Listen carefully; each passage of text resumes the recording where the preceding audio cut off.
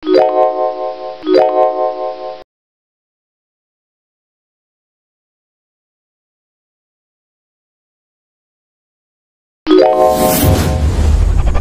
to Mahir Trading Live.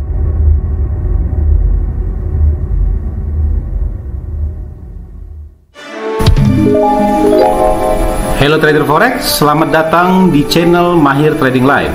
Channel ini dibuat untuk mahir forex mulai dari pemula hingga expert. Analisa ini menggunakan trading system supply demand imbalance. No indikator, no news, no volume, no fundamental, no earning announcement. Hanya menggunakan rectangle dan trend line serta dibantu dengan exponential moving average, Anda bisa mendeteksi pergerakan harga futures di semua time frame. Supply demand imbalance bisa digunakan di semua instrumen investasi di dunia seperti forex, gold, stock, cryptocurrency, stock index, CFD, commodity option, ETFs, bond, dan lain sebagainya. Mohon dibantu like, subscribe, komen, dan share agar channel ini dapat berkembang ke depannya. Perlu diketahui bahwa analisa ini sifatnya trading disclaimer, jadi hanya sebagai rekomendasi untuk trading harian dan mingguan. Halo trader, selamat datang kembali di channel Mahir Trading Live. Saya Yudi TW. Pada kesempatan kali ini tanggal 25 Februari 2024, kita akan mencoba menganalisis potensi pergerakan DXY, forex, gold, dan oil ya, dari tanggal 26 Februari hingga 1 Maret 2024. Mohon dibantu like, subscribe, komen, dan share agar channel ini dapat berkembang. Oke, langsung saja ya. Kita tidak berlama-lama untuk menganalisis karena saya sangat sibuk sekali. Jadi baru pada minggu ini saya berhasil ya mencoba untuk menganalisis pergerakan gold ya, terutama bagi teman-teman yang sangat suka dengan trading gold ya. Oke, kita langsung saja menuju ke economic calendar ya, tanggal 26 Februari. Kita lihat yang high impact-nya aja ya, high impact. Kita lihat high impact-nya di sini ada new home sales jam 10 waktu Jakarta ya. Ini konsensusnya 0,9, previousnya 8%. Wow, jauh sekali ya. Sangat jauh. Jadi ada kemungkinan besar ada potensi penurunan dari penjualan rumah di Amerika Serikat. Terus kita lanjut ke hari Selasa. Ada inflation rate year on year, konsensusnya adalah 2,1%. Berarti di Jepang akan berpotensi mengalami penurunan ya. Inflasi akan mengalami penurunan ya. Terus ini untuk core-nya 1,8 ya, dari 2,3 bulan sebelumnya. Terus month of month-nya malah negatif ya, inflasinya negatif ya. Oke. Terus kita lanjut ke Bank Austria Manufacturing PMI dari 43 diprediksi menjadi 44 ya. Terus kita ke durable good ya, jam 20.30 waktu Jakarta, yang month of month-nya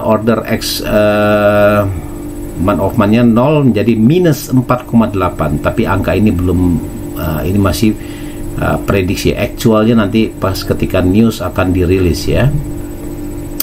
Terus ini low impact semuanya, medium ya. Dan ini ada monthly CPI indikator di Australian dollars dari 3,4 naik menjadi 3,5 ya untuk Australian dollars ya. RBNZ interest rate decision ya. Nah ini ada sifatnya adalah dovish ya, jadi dari 5,5 tetap dipertahankan menjadi 5,5. Jadi Anda yang bertransaksi dengan New Zealand atau cross pair-nya silakan dipantau jam 8 pagi ya, hari Rabu ya. Terus kita lanjut yang low impact dan medium kita lewati. Nah ini juga Euro economic sentiment, consumer confidence ya, ini mengalami penurunan ya. Saya lihat konsensusnya rata-rata mengalami penurunan ya. Terus kita lanjut ke US dollar juga di hari Rabu. Kita di sini good trade balance ya, minus 88 menjadi minus 87. Ini tidak terlalu signifikan. Ini yang GDP growth rate quarterly on quarterly Q4 ya. Jadi yang tahun kemarin dari 4,9 previousnya menjadi 3,3%. Nah ini jelek bagi mata uang US dollar ya biasanya ya. Terus ada namanya PCA price ya, quarterly juga 26 turun menjadi 1,7. Ini masih prediksi ya. Nah, ini low impact semuanya. Terus kita lanjut ke hari Kamis ya. Hari Kamis kita lihat sini untuk Japanese yen yang mencoba area 160. Kita coba dalam beberapa minggu ke depan ya, apakah bisa tembus yen menuju 160. Retail sales untuk Australian dollars adalah high impact ini ya, month of month-nya minus menjadi plus ya, ini bagus ya buat mata uang Australian dollars ya. Terus untuk retail sales untuk Jerman yang berpengaruh terhadap zona euro saat minus 1,6 menjadi 0,5, ini bagus, ini juga naik ya, negatifnya naik dari 1,7 menjadi 1,2. Ini ada kenaikan di retail sales di zona Jerman ya, di negara Jerman. Terus untuk employment rate di Jerman dari 5,8 cenderung stabil ya, cenderung stabil, tapi perubahannya ini naik menjadi 10.000 ya.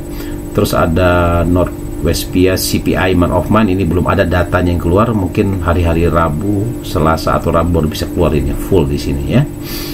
Terus kita lanjut lagi, news apa aja lagi ya. Hari Kamis masih Bank of England Consumer Credits ya, dari 1,19 menjadi 1,35. Ini ada kenaikan di mata uang pound sterling ya di Inggris ya. Terus kita lanjut ke retail sales di negara ini Yunani, kemungkinan besar 5,2 menjadi 2%. Nah, ini bagus ya bagi mata uang euro ya, walaupun impactnya nggak begitu besar ya, kecuali news dari Jerman. Nah, seperti ini inflation rate di negara Jerman 2,9 menjadi turun ya, menjadi 2,6. Nah, ini tidak bagus ya buat mata uang euro ya, kemungkinan besar akan melemahkan mata uang euro. Dari cut juga GDP growth rate-nya minus 0,3 menjadi 0,3, bagus ya ini untuk Kanada ya, potensinya akan terjadi potensi penguatan. Terus yang dirilis setiap minggu adalah jobless claim ya, jam 20.30 waktu Jakarta. Initial jobless claim untuk bulan Februari ya, tanggal 24, berarti yang dilaporkan pada untuk minggu kemarin, karena memang setiap minggu akan dirilis ini ya untuk data tenaga kerja di Amerika ya. Makanya bagi teman-teman yang trading di gold, silakan dipantau terus ini ya. Ini previously 201 naik menjadi 210, jadi tingkat penganggurannya naik terus. Nah, ini jelek ya bagi mata uang lainnya. Terus continuing jobless claim 17 Februari 1,8 juta menjadi 1,8 juta ya, jadi naik sedikit saja, sekitar 3.000 ya tenaga kerja ya. Nah, ini yang paling penting, personal income atau PCA juga ya, core PCA ini berhubungan dengan personal income 0,3, ini bagus, naik ya, ini turun, yang ini personal spending. Nah, untuk PCA juga turun ini ya. Nah, ini berpengaruh kepada saham ntar ya, biasanya begitu kalau PCA indeks ya, itu month of month-nya ini malah naik ya. Nah, ini dia mix ya, artinya ada yang naik, ada yang turun ya. Tapi tetap, nah yang paling benar adalah ketika dirilis actualnya, disitulah Anda bisa bertransaksi ya. Kemudian hari terakhir di hari Jumat ya, kita lihat di sini ada Judo Bank Manufacturing PMI turun ya, dia terkontraksi dari 50 karena limitnya di 50, di bawah 50 biasanya itu nggak bagus ya dari untuk PCA-nya ya, Manufacturing Index-nya. Ini dari Cina, high impact semua ini. Terus retail sales ya berpengaruh, berimpact pada Swiss, ada minus 0,8 turun ya menjadi minus 0,2, ini bagus. Untuk retail sales juga ini berpotensi Swiss akan menguat ya ketika jam 14.30 ketika dirilisnya ya. Terus HCOB ini di zona euro semuanya, ini kita bisa pantau sendiri ya. Terus European S&P Global Manufacturing PMI 5,47 menjadi 54,5 ya. Oke. Nah, ini untuk data inflasi dari zona euro. Kita lihat di sini year on year-nya turun ya. Ketika turun ini berpotensi akan terjadi cut rate ya di Eropa, zona Eropa, karena memang kalau inflasi naik berpotensi mata uang juga akan menaikkan suku bunga ya. Kalau ini berarti berlawanan ya. Terus employment rate-nya 6,4, nah, ini cenderung stabil. Ini juga saya katakan CPI Februari-nya cenderung stabil, tapi untuk data tahunan ini yang bermasalah ya untuk di zona euro. Terus government budget untuk Italia minus 8 menjadi minus 5,2. Terus cut Global Manufacturing PMI 48 naik 48,7, bagus ini. Untuk Amerika sendiri kita lihat 50 naik ya. Nah ini bagus ya bagi Amerika ya, bagus sekali, dan berpotensi akan terjadi potensi penguatan dari US dollar ya untuk minggu depan ya. Terus untuk lebih jelasnya kita lihat nanti di DXY ya, atau sorry ini saya jelaskan juga dengan suku bunga ya. Untuk United States Federal Reserve ya sekarang adalah berada di level 5,5%, dan nanti next adalah meeting 24 hari dari sekarang lagi ya, berarti sekitar bulan Februari, mungkin di minggu terakhir ya bulan depan akan terjadi apakah dinaikkan. Kalau dinaikkan besar kemungkinan, dan cenderung kemungkinan besar dovish ya, atau tetap ya mempertahankan suku bunga. Bahkan bisa kalau cut rate mungkin masih bulan Juni ya, jadi semester kedua tahun 2024 ya, masih jauh ya. Oke, kita langsung saja ke DXY ya. DXY kita lihat di sini time frame monthly dulu ya, time frame monthly kita lihat. Nah ini kita lihat di sini sudah tereliminasi satu, berarti potensinya memang kalau saya perhatikan di sini akan kembali ke area supply ya, di area 106 di sini ya, ya. Karena di sini adalah area proximal lainnya, berarti price masih akan berpotensi naik menjadi 1.06 untuk kedepannya ya. Jadi cenderung DXY akan mengalami penguatan kembali ya untuk DXY ya di time frame monthly ya dalam beberapa bulan ke depan. Terus kita lihat di time frame weekly chart, kita lihat di sini. Nah kalau tadi 1,0106 berarti di area sini ya. Jadi DXY kalau saya perhatikan, karena dia ini adalah extended range candle, dia turun menyentuh area demand. Dari area demand ini price akan naik lagi menyentuh area supply kembali. Karena memang kita lihat bahwa tingkat inflasi di Amerika malah naik ya. Saya pikir stabil di 2%. Ternyata masih ada potensi naik, dan bisa jadi ada isu bahwa akan terjadi kenaikan ini lagi ya, kenaikan suku bunga ya, bukan pemotongan suku bunga lagi ya. Ini luar biasa, tapi saya nggak begitu yakin akan terjadi kenaikan ya, cenderung dovish ya. Ini untuk time frame daily chart. Nah kita lihat, nah price dari area supply ya turun dia, ini memang sudah tereliminasi, tapi dia duduk di area demand di sini ya, dan berpotensi kembali untuk minggu depan menuju ke area 105 lagi, dan nanti finishnya di 106, baru dia akan downtrend kembali ya. Kalau menurut kami ketika dia price sudah nyampe ke sini, berarti akan terjadi potensi cut rate ya di Amerika, dan berpotensi akan turun. Jika DXY turun, berarti euro, gold itu akan mengalami kenaikan yang signifikan. Oke, dari gold kita beralih ke euro dollar ya.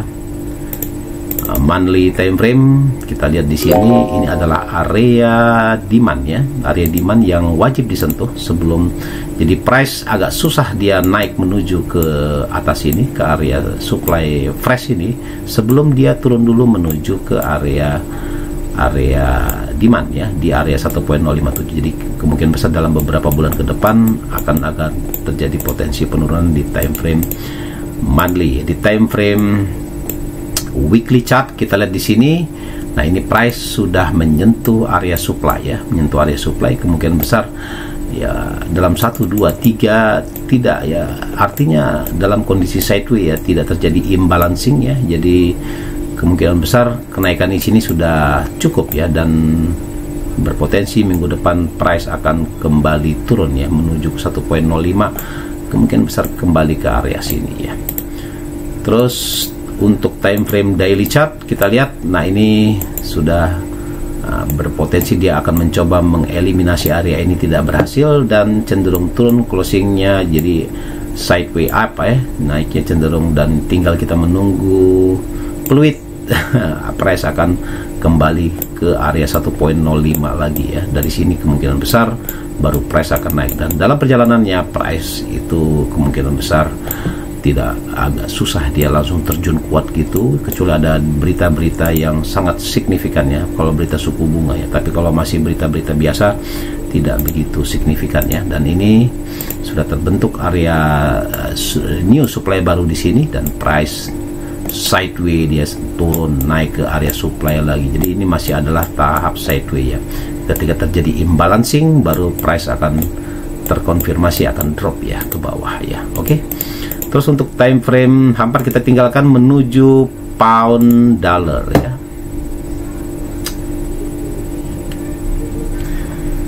Oke, bagi teman-teman semuanya, mohon dibantu like, subscribe, komen, dan share agar channel ini tetap berkembang ya. Kita lihat di monthly time frame ya. Di monthly time frame kita lihat di sini sideways ya, selama 1, 2, 3 bulan terakhir ini price nggak kemana-mana, dan saya meyakini bahwa price ini sudah tereliminasi dan ada potensi price akan turun kembali ke area 1.21 ya. Sekarang di 1.26, berarti masih ada sekitar 500 sampai 600 pips ya menuju ke area demand kembali ya di time frame di pound sterling. Terus untuk time frame daily kita lihat dia mencoba ingin meraih area ini agak susah ya, kemungkinan besar sudah mentok di sini dan kita tinggal menunggu price akan terjadi downtrend kembali ya menuju ke area fresh ya di area 1.21 di sini ya. Untuk dalam beberapa minggu ke depan kita terus pantau pergerakan dari pound sterling.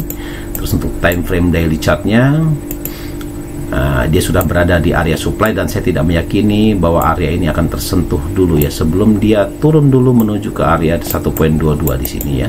Jaraknya dari current price sekarang kurang lebih sekitar 500 pip ya menuju ke area fresh ya, ke area fresh. Dan terus kita pantau ya pergerakan dari time frame daily di pound sterling ya.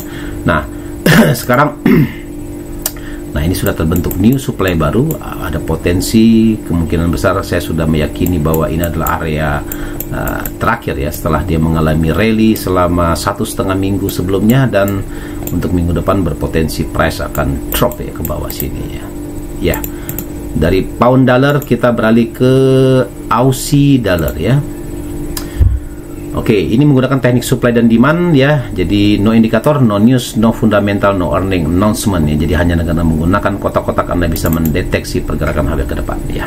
Oke, untuk time frame monthly chart untuk Aussie dollar kita lihat di sini price sudah menyentuh area supply dan price akan berpotensi kembali lagi menuju ke area demand ya di 0.64. Current price-nya sekarang di area 6563 ya. Lebih detailnya kita lihat di time frame weekly chart ya. Di time frame weekly chart potensi kenaikan masih tetap ada ya, karena memang ini sudah tereliminasi, artinya price kembali dulu ke area supply. Kita lihat di sini kalau kita balik ya. Ini kita delete dulu, terus kita tarik Fibonacci retracement-nya dari swing high menuju ke swing low di sini, berarti ada potensi kembali menuju ke sekitar 100 pip, nggak begitu jauh di 67 ya. Tapi terus kita lihat kalau kita lihat di formasi time frame daily-nya belum menyentuh, kemungkinan besar price akan mencoba dulu menyentuh area 0.66 karena kita ketahui sini sudah tereliminasi, price kembali dulu ke sini baru Anda boleh menempatkan sell limit di area 0.66 dengan TP untuk jangka panjang sekitar 0.64 ya.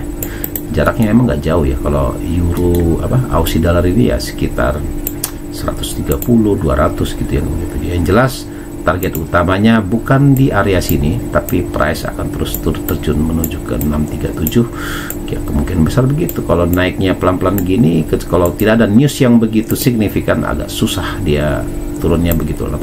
Tapi targetnya sudah ketemu ya di 0.637. Untuk time frame H4 juga begitu, hampir sama lah ya, kemungkinan besar. Nah ini tapi sini sudah tersentuh ya.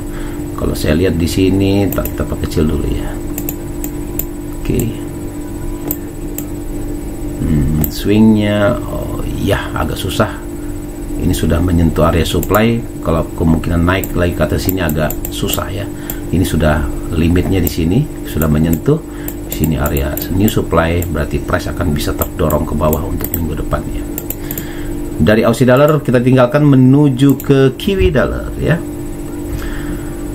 80% pergerakan dari Australian dollar hampir sama dengan Kiwi dollar ya, hampir sama ya, karena memang mereka berada dalam satu zona. Kita lihat di time frame monthly time frame-nya, tetap dia akan mencoba area fresh di sini ya, di area 0.58 di area proximal line ya, proximal line, dan potensinya masih ada sekitar 400 pip lagi. Kalau di Kiwi dollar 400 pip itu jauh sekali ya, sama kayak 1000 pip ya di pound sterling gitu ya.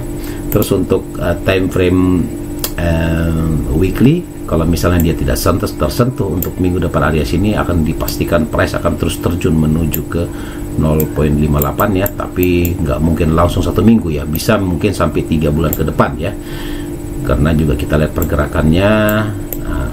Ketika dia turun sudah eliminasi, dia naik ke area supply, dari supply turun lagi ke area demand, ke area fresh, dan terus ke fresh berikutnya di 0.58 ya untuk Kiwi dollar. Untuk Australian dollars, untuk Kiwi dollar juga di time frame daily chart kita lihat di sini. Nah, kemungkinan besar price akan menyentuh area ini. Anda boleh menempatkan sell limit di area 0.62 dengan target untuk daily-nya di 0.604 ya, tapi lama sekali ya. Mungkin bisa 2 minggu. Ini kenaikan ini sekitar 2 minggu, turunnya juga mungkin kemungkinan besar sekitar 2 minggu. Kecuali ada news-news yang berat, nah itu bisa ya. Terus untuk time frame H4-nya hampir sama, dia mengalami sideway up ya selama minggu kemarin, bahkan selama 2 hari terakhir tidak ada gerakan yang berarti ya. Dan kalau dia sudah capek sideway gini ya sudah, dia pasti akan drop ke bawah ya. Kita tinggalkan major pair, kita beralih ke major pair indirect currency dolar yen. Ini pertanyaannya, apakah dolar yen akan berpotensi menuju ke 160? Possible ya. It's possible dia akan kembali menuju ke area 160 ya, karena kita ketahui di sini memang belum, ini kuat sekali ya. Ini satu ya, ini double top, ini akan dicoba lagi minggu ini, dan saya meyakini yen akan melemah ya menuju ke 158 ya. Nah, Anda boleh siap-siap gunakan parasut di sini ya. Anda melakukan sell limit di area sini ya untuk time frame monthly. Targetnya jangan tanggung-tanggung ya, targetnya simpan aja 1 tahun ya. Menuju ke 115. Tahu nggak jaraknya berapa? Kalau saya ukur dari sini adalah 4000 pip ya. Kalau 1 lot berarti sekitar profit Anda bisa 4000 lot, berarti 400 juta ya 1 lot ya. Wow. Tapi Anda harus menunggu selama 1 tahun, dan tentunya Anda memilih broker yang jangan yang ecek-ecek ya. Oke. Terus untuk time frame weekly, ini very strong ya, dan kemungkinan besar pasti ada intervensi dari Bank of Jepang untuk menahan harga di sini ya. Tapi kita lihat berapa sih uangnya Bank of Jepang untuk menahan sini dibandingkan dengan perputaran uang di forex yang di satu dunia ya, menyerang yen ya. Kalau membeli dolar semua ya melawan yen, udah harga pasti akan terus terbang ke atas ya, dan akan menembus ini udah triple top ya, ini double top ya, 1, 2 ya, ini ketiga, ini time frame weekly chart ya. Naik. Seandainya juga koreksi, juga kemungkinan besar koreksinya ke area flip zone di sini di 148. Nah, Anda boleh menempatkan buy limit di area sini ya untuk yen ya. Dan kalau kita lihat di sini, ini adalah terjadi compression di sini, bisa jadi price langsung naik ke atas ya. Oke. Terus untuk time frame H4-nya kita lihat, nah memang 1,5 minggu mengalami sideway ya, yang artinya mengumpulkan tenaga ya, dan ini sudah ada ciri-cirinya bahwa price akan terus ya naik ya ke depan ya. Oke, kita tinggalkan dolar yen, kita beralih ke dolar loonie atau US dollar Canadian dollar. Oke ya, udah jam berapa ini? Jam 3 ya di sini waktu Jakarta. Oke. Canadian dollar ya, monthly time frame. Nah, ini dia duduk di sini, dan kemungkinan besar price akan tidak jauh-jauh sideway terus di area sini ya, dalam beberapa sebelum akhirnya nanti ketika dolar melemah baru price akan turun lagi ke bawah, karena memang sangat krusial ya, angka 39 1.4 ini memang sudah terlalu tinggi dan tidak kompetitif lagi bagi mata uang Kanada ya kalau melebihi dari situ ya. Dan kita lihat di Kanada potensinya untuk minggu depan masih terus akan berpotensi akan naik ya untuk Kanada ya, hilang ya. Oke ya, berpotensi menuju ke area fresh dulu di sini 1.36 untuk Kanada. Ini time frame weekly. Kalau kita lihat di time frame daily chartnya, kita lihat di sini ini sudah tereliminasi, berarti price akan berpotensi, ini respected price di sini dan berpotensi terus menuju ke area 1.37 dalam beberapa minggu ke depan atau beberapa bulan ke depan. Untuk H4-nya juga begitu. Areanya sini, nah ini kita lihat sudah tereliminasi di sini. Boleh Anda menempatkan buy position untuk dolar luni ya di time frame H4. Yang terakhir, indirect currency adalah dolar Swiss ya. Pergerakan dolar Swiss itu hampir sama dengan euro dolar ya, tapi hampir 90% pergerakan yang bersama. Jadi tinggal dibalik saja ya. Kalau Swiss naik berarti euro turun. Nah ini untuk time frame monthly-nya ini sudah tereliminasi, berarti price akan kembali dulu ke area supply di sini. Dari sini baru dia akan balik. Nah perjalanan dari sini bukan mungkin membutuhkan waktu 2-3 bulan, karena kita ketahui bahwa ini adalah time frame monthly. Untuk time frame weekly-nya sudah jelas, sudah tereliminasi area sini. Ini uptrend, confirm of uptrend kembali untuk dolar Swiss dengan target di 0.91 ya untuk dolar Swiss ya. Untuk time frame daily-nya juga kita lihat di sini ya, pergerakannya dia sudah menyentuh area demand ini. Chartnya hampir sama dengan DXY nih ya, dan berpotensi terus ke 0.9 menuju ke 1.0 kembali ya. Tapi saya nggak begitu yakin ke 1.0, karena kalau kita lihat di time frame monthly tadi di sini adalah 0.91 ya. 1.0 kan di atas sudah ditinggalkan jauh ya. Untuk dolar Swiss, untuk time frame H4 juga begitu. Dolar Swiss ini terbentuk new supply baru di sini ya, yang masih fresh belum tersentuh. Inilah targetnya ya, 0.88 untuk time frame H4 ya. Oke, dari dolar Swiss kita beralih ke gold ya. Nah ini yang paling banyak pada nyangkut semuanya, pada ketakutan bagaimana potensi kedepannya coach ya untuk gold ya.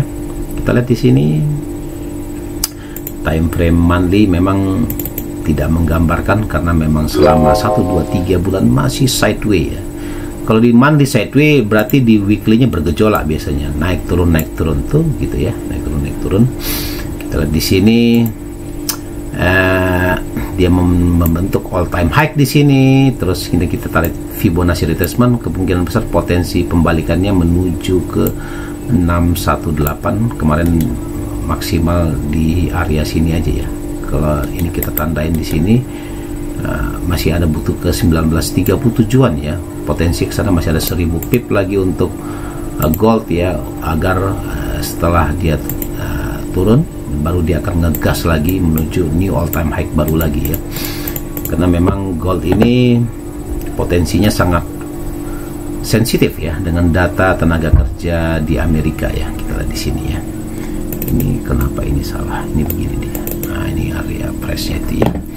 Kalau time frame daily chartnya kita lihat gold ini bisa turun, menurut kami turun ya gold ya, karena memang ini dia sudah menyentuh area supply dan maksimal ya, menurut hemat saya dia ke 2047 ya. Ini saya sudah garis-garis di sini ya, dia ke sini baru boleh Anda menempatkan sell limit di daerah 2047. Seandainya tidak menyentuh ya udah dia pasti akan turun ya, karena memang batasnya di limitnya di 2047 kalau saya lihat di time frame daily.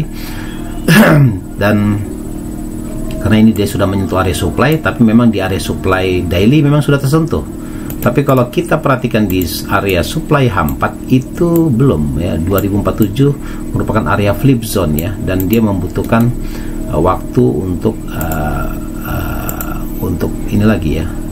Seandainya ya kita doakan langsung turun ya. Tapi kalau misalnya ada teman-teman yang masih ada posisi buy, sebaiknya seandainya jika menyentuh area 2047 Anda boleh cut loss dulu dan Anda boleh mengambil posisi sell ya. Ingat ini disclaimer, tapi seandainya ya market kita beberapa option dia menyentuh area ini ya, area 2053, itu waspada ya. Waspada bahwa gold akan membuat all time high baru. Tapi seandainya ini tidak tersentuh, ini bagus banget dan artinya gold masih akan terus turun ke bawah ya, menuju ke 19, ke low-nya aja, low yang ini di area 1992. Nanti terus kita pantau lagi ke depannya bagaimana potensi gold untuk kedepannya ya. Ini kalau saya ukur dari sini aja dan menuju ke sini sudah hampir 500 pip ya. Banyak teman-teman yang mengeluh di sini ya, mengeluh karena serakah ya, bukan karena apa ya. Terus untuk time frame H1 kita lihat di sini gold ya, ini sudah mulai menungkik ya, tapi jangan kasih jamin karena memang dia sudah duduk di area flip zone di sini ya. Ini waspadai ya. Kalau dia duduk dan dia menyentuh ini, menyentuh area warna merah ini, kemungkinan besar dia akan terjadi sideways ke depannya. Tapi kalau dia tidak tersentuh dan dia terus jatuh ke bawah dan ini tereliminasi di sini, dan price akan terus longsor ke bawah ya. Untuk gold ya. Jadi waspadai aja ya. Oke, yang terakhir adalah oil ya. Oil saya pantau di sini potensi pergerakannya akan mencoba naik kembali ya untuk oil karena dia mengalami siklus sideways yang panjang sekali ya. Ini kita lihat di sini. Ya, ini untuk time frame monthly-nya memang dia sudah duduk di area demand di sini dan dia tinggal ngegas ya. Ini sudah tereliminasi, artinya price akan kembali ke area 89 dan terus ke 107 ya dalam beberapa bulan ke depan atau beberapa 6 bulan ke depan gitu ya. Untuk time frame weekly-nya kita lihat di sini area fresh di sini ya, area demand ya, area demand, dan kita lihat tinggal tunggu aja ini tereliminasi, sudah confirm price akan naik menuju ke 81.39 dan terus menuju ke 90-an ya. Untuk atau kemungkinan besar dia akan mengalami turun dulu ke bawah dan akan mengalami sideways kembali ya. Karena kita lihat memang area ini sudah berapa kali disentuh ya, 1 kali, 2 kali, 3 kali, 4 kali, 5 kali swing ya, dan ini sangat kuat ya. Area 80 ini adalah area resisten yang sangat-sangat kuat di ini. Ketika ini ditembus ya udah Anda tutup mata ngambil buy aja. Targetnya jangan tanggung-tanggung ke fresh supply yang paling atas ya di 89,48 ya. Untuk time frame H4 nya juga begitu ya, sideways terus dia di sini ya berkali-kali, dan kalau saya lihat dari sini ini sudah tereliminasi di sini ya. Tereliminasi artinya turun dulu ke area demand, tapi ingat di sini sudah tereliminasi. Kalau dia duduk pas di area demand di sini berarti price akan berpotensi kembali ke area 80-an lagi. Oke, sekian dulu aja ya analisa singkat kami dari Mahir Trading Live. Saya Yudi TW. Semoga bermanfaat bagi teman-teman semuanya dan tetap semangat. Jangan lupa gunakan stop loss dan jangan lupa beli buku saya ya sebagai koleksi buku supply demand imbalance bagi Anda semua. Tetap semangat. Semoga semua makhluk hidup berbahagia. Rahayu Sagung Dumadi. Assalamualaikum warahmatullahi wabarakatuh. Bye. Thanks for watching.